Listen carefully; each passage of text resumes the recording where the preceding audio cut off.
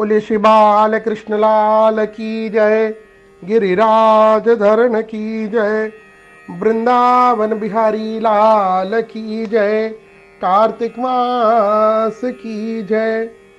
कार्तिक मास व्रत कथा 10वां अध्याय। राजा पृथु ने कहा, हे देवर्षि, आपको नमस्कार है। कृपा करके आप यह कहिए कि जिस समय भगवान शंकर ने अपने माथे का वह तेज समुद्र में डाल दिया था, तो उसके बाद या उस समय क्या हुआ। नारद जी ने कहा, हे राजन, जब भगवान शंकर ने अपना वह तेज समुद्र में डाल दिया, तो उस समय वह शीघ्र ही बालक होकर गंगा सागर के संगम पर बैठकर संसार को भय देने वाला जोर जोर से रोने लगा। उसके रोने की आवाज से सारा संसार व्याकुल हो उठा।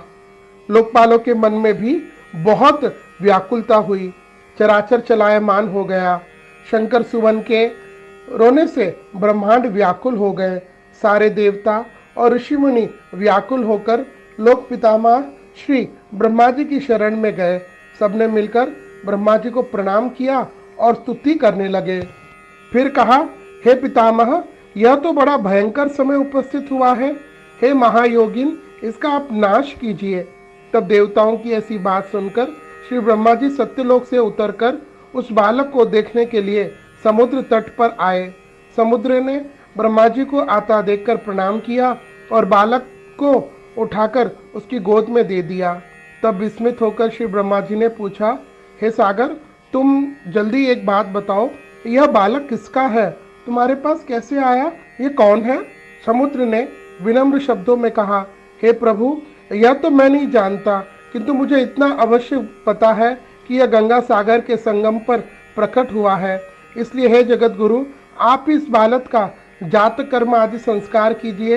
इसका जातक फल बताइए, इसका क्या नाम होगा, यह आगे जाकर के कौन होगा, क्या करेगा, इसकी विस्तृत जानकारी हमको दीजिए। नारद जी कहते हैं कि इधर तो सागर ब्रह्मा जी के गले में हाथ डालकर बार बार उनका आकर्षण कर रहा था। फिर तो उसने ब्रह्मा जी का गला इतनी जोर से पकड़ा कि उससे पीड़ित होकर के ब्रह्मा जी के नेत्रों से आंसू टपकने लगे। किसी प्रकार से ब्रह्मा जी ने अपने दोनों हाथ को जोर लगाकर अपना गला उनसे छुड़ाया और सागर से कहा, हे सागर, सुनो, मैं तुम्हारे पुत्र का जातक फल कहता हूँ। मेरे नेत्रों से यह जो जल निकला है, इस कारण इसका नाम जलंधर होगा।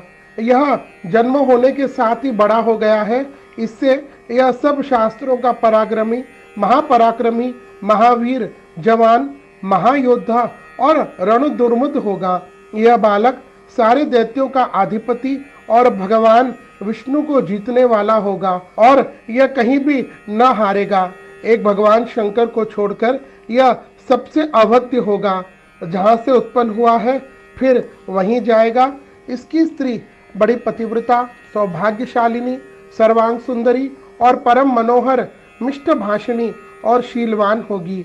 नारद जी कहते हैं, हे राजन, सागर से ऐसा कहकर ब्रह्मा जी ने शुक्राचार्य को बुलाकर उसके हाथों से बालक का राज्याभिषेक कराया और आप अंतर्ध्यान हो गए। फिर तो बालक को देखकर सागर बड़ा ही प्रसन्न हुआ और घर आ गया। कितने ही उपाय से उसका पालन पोषण करके उसको पुष्ट किया, बड़ा किया। फिर कालनेम नामक असुर को बुलाकर उसका वृंदा नाम की एक कन्या से सविधि विवाह करवा दिया। उस विवाह में बहुत आनंद हुआ, बहुत उत्सव हुआ। श्री शुक्राचार्य के प्रभाव से स्त्री के साथ जलंधर दैत्यों पर राज करने लगा। बोलिए श्री बाल कृष्ण लाल की जय, गिरिराज धरण की जय।